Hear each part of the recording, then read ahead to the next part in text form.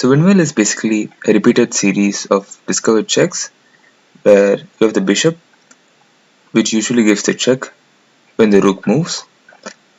And what the rook does is the rook keeps capturing a lot of material, and in that process you end up winning a lot of material.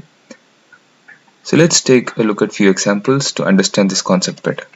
So here we have the first position. It's white to move, and here we start by sacrificing the queen with this move bishop f6. Now the point of bishop f6 is it attacks the queen on b5 and also attacks the pawn on g7.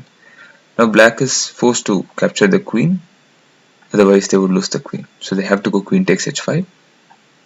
They capture the g7 pawn with the rook takes g7. Black has to go king h8, only move.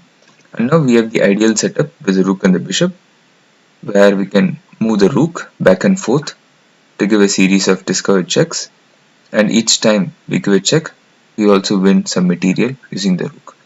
So first we capture the f7 pawn. Of course we could go back rook g5 and win the queen instantly, but we don't have to do that because we have the chance here to win more material and then again come back and win the queen. So instead of going rook g5, we take the pawn on f7, king has to go to g8, and then we repeat the same back and forth. Rook g7 check, king h8, we capture the bishop, king g8, again rook g7 check, king h8.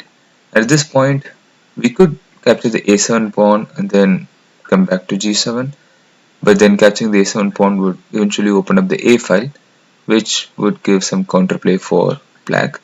But it is totally fine to capture the a7 pawn. It's still the best move, one of the best moves. But you could also directly go for the queen with rook g5 check. Black has to go king h7, and now we capture the queen. At this point black has to play the only move king g6, which creates a double attack on the bishop and the rook. But we can just move the rook back, rook h3, and when they capture the bishop we can capture the pawn on h6, and after this we have 3 pawns up and white is completely winning here.